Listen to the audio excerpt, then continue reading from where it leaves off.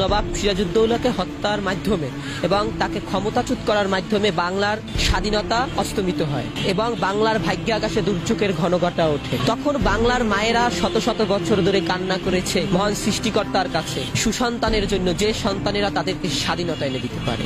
তাদের ভিতর অন্যতম ছিল মৌলানা আব্দুল হামিদ খান ভাসানী, বঙ্গবন্ধু শেখ মুজিবুর রহমান, হোসেন শহীদ সোহরাওয়ার্দী, শেরেবাংলাকে ফজলুল হক, সেক্টর কমান্ডার, পরবর্তীতে যিনি রাষ্ট্রপতি হলেন জিয়াউর রহমান। দেশের প্রতি যারা ভালোবাসছেন, দেশের জন্য যারা আত্মত্যাগ করে গিয়েছেন, দেশের প্রতি যারা শ্রম দিয়ে গিয়েছেন, তাদের কথা ভুলে গেলে চলবে না। আজকে দেখুন, বঙ্গবন্ধু শেখ মুজিবুর রহমান 1971 সালের 7ই মার্চ যে তার একটি কালজয়ী ভাষণ দিয়েছেন, সেই ভাষণের মাধ্যমে সমগ্র জাতিকে একটা গণতন্ত্রকামী এবং একটা সাহসী জাতিতে রূপান্তর করেছিল এবং সমগ্র জাতি কিন্তু সেদিন বাঁশের লাঠিকে সমরাস্ত্রে রূপান্তরিত করেছিল। সেদিন যেই লোকটা নৌকা বাইছিল, সেই লোকটা বৈঠাকে সমরাস্ত্রে রূপান্তরিত করেছিল শুধু একটি কালজয়ী ভাষণে।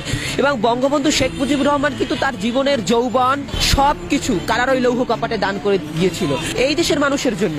আজকে সবচেয়ে দুঃখের বিষয় হচ্ছে বঙ্গবন্ধুকে নিয়ে কটু কথা বলা হয়। আজকে জাতি কতটা ক্লান্তি লগ্নে পতিত হয়েছে, যে জাতি স্বাধীনতা সার্বভৌমত্বের জন্য যুগে যুগে কারারই লৌহ কপাটে জীবন দিয়েছে, যৌবন দিয়েছে, কেঁদেছে, তারপর সেই আম্রকাননের পলাশির প্রান্তরে পরাজিত হয়েছে, তারপর আবার 200 বছর পর স্বাধীনতা পেয়েছে। যেই সকল লোকগুলোর জন্য, সেই সকল লোকদেরকে অপমান করে আজকে সেই সকল লোকদের এই মাটিতে বসে আজকে তাদেরকে কটু কথা বলছে। ছি, এগুলো আসলেই লজ্জা।